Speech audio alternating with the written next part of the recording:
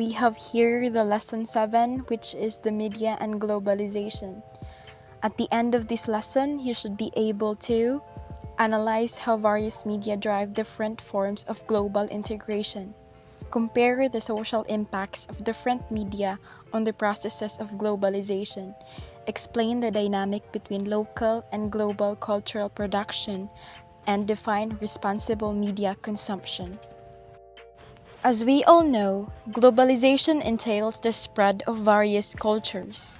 When a film is made in Hollywood, it is shown not only in the United States, but also in other cities across the globe. South Korean rapper Psy song Gangnam Style may have been a wealthy suburb in Seoul, but its listeners included millions who have never been or may never go to Gangnam. Some of them may not even know what Gangnam is. Globalization also involves the spread of ideas. For example, the notion of the rights of lesbian, gay, bisexual, and transgender communities is spreading across the world and becoming more widely accepted. People who travel the globe teaching and preaching their beliefs in universities, churches, public forums, classrooms, or even as guests of a family play a major role in the spread of culture and ideas. But today, television programs, social media groups, books, movies, magazines, and the like have made it easier for advocates to reach larger audiences. Globalization relies on media as its main conduit or channel for the spread of global culture and ideas. Jack Lowell was then right to ask, could global trade have evolved without a flow of information on markets, prices, commodities, and more? Could empires have stretched across the world without communication throughout their borders? Could religion, music, poetry, film, fiction, cuisine, and fashion develop as they have without the intermingling of media and cultures? There is an intimate relationship between globalization and media, which must be explained to further understand the contemporary world. The media and its functions. Jack Lowell describes media as a means of conveying something, such as a channel of communication, which technically means a person's voice is a medium. However, when commentators refer to media, they mean the technologies being used of mass communication. They categorize this into 3 types of media, which is the print media, the broadcast media, and the digital media. Print media is one of the oldest forms of media, which includes books, magazines, and newspapers. Broadcast media involve radio, film, and television. Digital media cover the internet and mobile mass communication. Within the category of internet media, there are the email, internet sites, social media, and internet-based video and audio. Marshall McLuhan, a media theorist, stated or declared that the medium is the message. So what does McLuhan means? The medium is the message, declared Marshall McLuhan. He even wrote a book with that name, except that when the proofs came back from the typesetter as the medium is the massage, he liked the mistake in the title so much he kept it. This has confused people ever since, though he might have intended a visual pun on massage and mass age. But what does the medium is the message really mean? It's a deliberately paradoxical statement. When you get a message, it's the message that's the message, isn't it? The content rather than its form.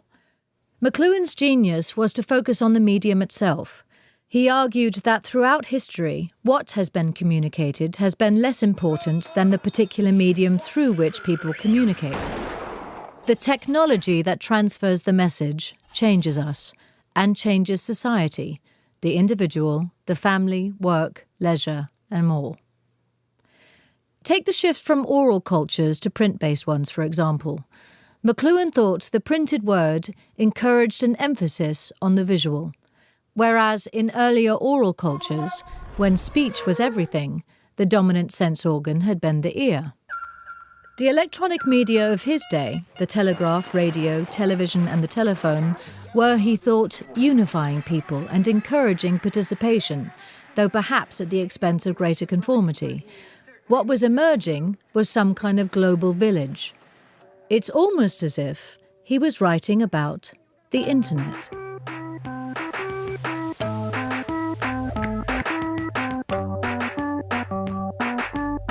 Television is not just a simple bearer of messages. It also shapes the social behavior of users and orient family behavior. Television stirred people from the dining table where they eat and tell stories to each other. Television has also drawn people away from other meaningful activities such as playing games or reading books. The same as the smartphones. Smartphones allows users to keep in touch instantly with multiple people at the same time. Let us consider the effect of the internet on relationships. Before cell phone was invented, there was no way for couples to keep constantly in touch or to be updated on what the other does all the time. But now, cell phones makes dating very convenient. So the reason for this social change is not the message, but it is the technology, which is also called the medium. McLuhan added that different media simultaneously extend and amputate human senses. New media may expand the reach of communication, but they also dull the user's communicative capacities. Think about the medium of writing. Before people wrote things down on parchment, exchanging stories was mainly done orally. To be able to pass the stories verbally from one person to another, storytellers had to have retentive memories. However, papyrus started becoming more common in Egypt after the 4th century BCE, which increasingly meant that more people could write down their stories. As a result, storytellers no longer had to rely completely on their memories. This development, according to some philosophers at that time, dulled the people's capacity to remember. Something similar can be said about cell phones. They expand people's senses because they provide the capability to talk to more people instantaneously and simultaneously. But they also limit the senses because they make users easily distractible and more prone to multitasking. Next is the global village and the cultural imperialism. What is global village? The term global village means all parts of the world are being brought together by the internet and other electronic communication interconnections. Global village also describes the phenomenon of the entire world becoming more interconnected as the result of the propagation of media technologies throughout the world. The term global village was coined by Canadian media theorist Marshall McLuhan. McLuhan used his analysis of technology to examine the impact of electronic media. Also, he declared that television was turning the world into a global village. By this, he meant that as more and more people sat down in front of their television sets and listened to the same stories, their perception of the world would contract. This thinking arose at a time when America's power had turned it into the world's cultural heavyweight. Commentators therefore believed that media globalization, coupled with Americans' hegemony, would create a form of cultural imperialism whereby American values and culture would overwhelm all others. In 1976, media critic Herbert Schiller argued that not only was the world being Americanized, but that this process also led to the spread of American, capitalist values like consumerism. Similarly, for John Tomlinson, cultural globalization is simply a euphemism for Western cultural imperialism, since it promotes homogenized, westernized consumer culture. These scholars who decry cultural imperialism however, have a top-down view of the media since they are more concerned with the broad structures that determined media content. Moreover, their focus on America has led them to neglect other global flows of information that the media can enable. This media or cultural imperialism theory has therefore been subject to significant critique. Critics of cultural imperialism. What is cultural imperialism? My name is Jenna Lipham and I am a CMR student at the U of M Morris, and today I'm going to tell you a little bit about the cultural imperialism theory applied in the communication field. So to get us started today, we'll be discussing the definition, what cultural imperialism actually means. I'll give you a little background of where it began and where it came from and how it came about. And then we'll look at some important people who looked into the theory and how they applied it to their work. And then finally a conclusion with what I've covered, and just to remind you of all the things that were just thrown at you in my little video here. So cultural imperialism is the creation and maintenance of unequal relationships between civilizations, favoring the more powerful civilization. Now this is the exact Webster Dictionary definition, but it will make a little more sense once we talk more about it relating to our focus here. In the media, cultural imperialism still means powerful cultures so generously sharing their ways with smaller, less powerful places around the world. Cultural imperialism today manifests itself mainly through media, especially mainstream and mass media. Cultural imperialism is the domination of one culture over another, promoting and imposing a culture, usually that of a politically powerful nation, over a less powerful society. In other words, the cultural hegemony of industrialized or economically influential countries which determine general cultural values and standardized civilizations throughout the world. As you can see in the image here, American culture is being pushed onto this small island life, interrupting what they already have going on, with Mickey Mouse, Coca-Cola cans, and a Microsoft flag in the back there. Critics of cultural imperialism commonly claim that non-Western cultures, particularly from the Third World, will forsake their traditional values and lose their cultural identities when they are solely exposed to Western media. Alright, so now a little history for you. The theory was developed in the 1970s by Herb Schiller in the attempt to explain the current media situation. There was a rise of a passive audience and a very powerful media. With him studying the way of other cultures affect each other, this theory came about. Michel Foucault, a French philosopher and social theorist, heavily influenced the use of the term cultural imperialism by sharing his work. His philosophical interpretation of power and his concept of governmentality is the major focus that applied Schiller's term and explained more about how America, the powerhouse country that it is taking over the world with mass media, things like Hollywood, McDonald's, and such. So to wrap it up, the cultural imperialism theory is the effects of a major culture being spread onto less powerful ones. The theory was developed in the 1970s by Herb Schiller, and Michel Foucault's ideas address the relationships between power and knowledge in terms of social control. Proponents of the idea of cultural imperialism ignore that media messages are not just made by producers. They are also consumed by the audience. In 1980s, media scholars began to focus on the ways that the audience will understand and interpret media messages. The field of audience studies emphasizes that media consumers are active participants in the meaning-making process because they are the viewers of media text, or in media studies, a text simply refers to the content of any medium through their own cultural lenses. Next, in 1985, In Ang, who is an Indonesian cultural critic, studied the ways in which different viewers in Netherlands experienced watching the American soap opera Dallas. Through letters from 42 viewers, she was able to present a detailed analysis of the audience viewing experiences, rather than simply receiving American culture in a passive and resigned way. She also noted that viewers put a lot of emotional energy in the process and experienced pleasure based on how the program resonated with them.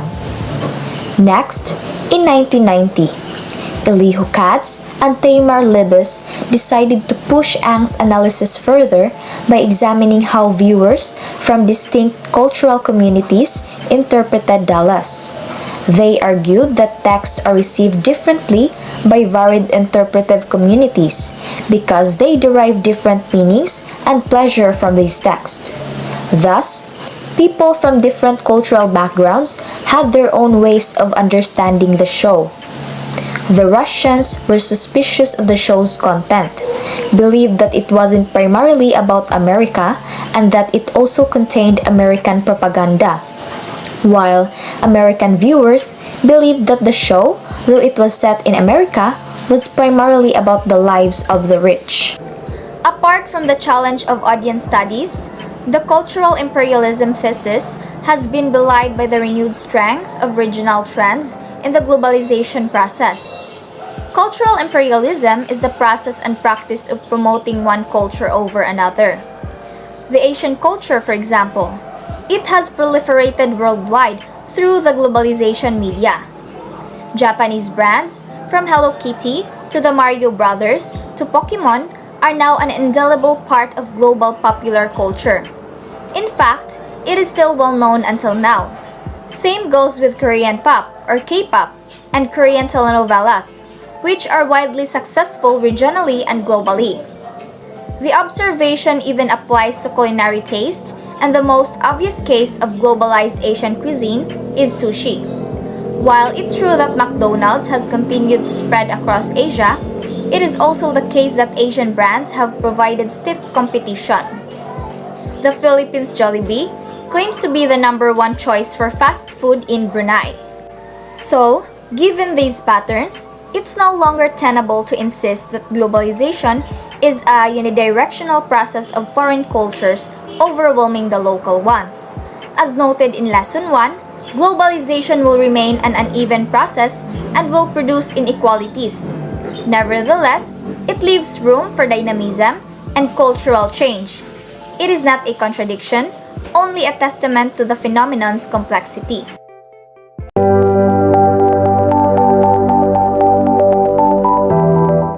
By now, very few media scholars argue that the world is becoming culturally homogeneous. Apart from the nature of diverse audiences and regional trends in cultural production, the internet and social media are proving that the globalization of culture and ideas can move in different directions. What is social media? Social media are interactive technologies that allow creation or sharing or exchange of information, ideas, interests, and other forms of expression via virtual communities and networks. So when we say social media, it includes Facebook, YouTube, TikTok, Instagram, Twitter, Tumblr, and the like. Cyber ghetto is an aesthetic that intends to create a home on cyberspace for marginalized groups of people. The word is a compound of cyber, referring to the internet and cyberspace, and ghetto, which is generally used as a term to describe a group of marginalized individuals. So who's cyber ghetto? According to Urban Dictionary and Packer Prism, the term cyber ghetto was coined by a black teenager named Luina on Tumblr, which is a social media app. She reportedly carved out a space on the internet for marginalized groups of people. As with all new media, social media have both beneficial and negative effects. On the other hand, these forms of communication have democratized access. Facebook and Twitter have enabled users to be consumers and producers of information simultaneously. The democratic potential of social media was most evident in 2011 during the wave of uprisings known as the Arab Spring. The Arab Spring was a series of anti-government protests, uprisings, and armed rebellions that spread across much of the Arab world in the early 2010. It began in response to corruption and economic stagnation and was influenced by the Tunisian Revolution. The Women's March was a worldwide protest on January 21, 2017 the day after the inauguration of President Donald Trump. It was prompted by the fact that several of Trump's statements were considered by many as anti-women or otherwise offensive to women. It was the largest single-day protest in the US history, and it is because Donald Trump began to tweet from a Hawaii lawyer. However, social media also have their dark side. In the early 2000s, commentators began referring to the emergence of a splinternet and the phenomenon of cyber-balkanization to refer to the various bubbles people place themselves in when they are online. So what is the splinternet and cyber-balkanization? The splinternet, also referred to as cyber-balkanization or internet balkanization, is a characterization of the internet as splintering and dividing due to the various factors such as technology, commerce, politics, nationalism, religion, and divergent national interest. Cyber-balkanization is the segregation of the internet into smaller groups with similar interests to a degree that they show a narrow-minded approach to outsiders or those with contradictory. The same inexpensiveness that allows social media to be a democratic force likewise makes it a cheap tool of government propaganda. Russian dictator Vladimir Putin has hired armies of social media trolls, paid users who harass political opponents to manipulate public opinion through intimidation and the spreading of fake news. Most recently, American intelligence agencies established that Putin also used trolls and online misinformation to help Donald Trump win the presidency. Who is Vladimir Putin? Vladimir Vladimirovich Putin was born on October 7, 1952, and is a Russian politician and former intelligence officer who is serving as the current president of Russia since 2012, previously being in the office from 1999 until 2008. He was also prime minister from 1999 to 2000, and again from 2008 to 2012. In places across the world, Putin imitators replicate his strategy of online trolling and disinformation to clamp down on dissent and delegitimize critical media. Critics of the increasingly dictatorial regime of Turkish President Recep Tayyip Erdogan are threatened by online mobs of pro-government trolls who hack accounts and threaten violence. Some of the responses have included threats of sexual violence against women. Who is Turkish President Recep Tayyip Erdogan? Recep Tayyip Erdogan is the current president of Turkey. As consumers of media, users must remain vigilant and learn how to distinguish fact from falsehood in a global media landscape that allows politicians to peddle what President Trump's senior advisors now call alternative facts. What is alternative facts? Alternative facts was a phrase used by U.S. Counselor to the President Kellyanne Conway during a Meet the Press interview on January 22, 2017, in which she defended White House Press Secretary Sean Spicer's false statement about the attendance numbers of Donald Trump's inauguration as President of the United States.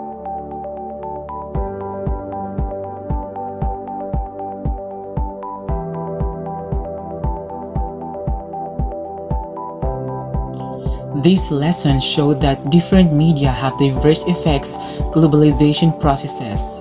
At one point, it seemed that global television was creating a global monoculture. Now, it seems more likely that social media will splinter cultures and ideas into bubbles of people who do not interact. Societies can never be completely prepared for the rapid changes in the systems of communication. Every technological change, after all, creates multiple unintended consequences. Consumers and users of media will have a hard time turning back the clock. Though people may have individually tried to keep out of Facebook or Twitter, for example, these media will continue to engender social changes. Instead of fearing these changes or entering a state of moral panic, everyone must collectively discover ways of dealing with them responsibly and ethically.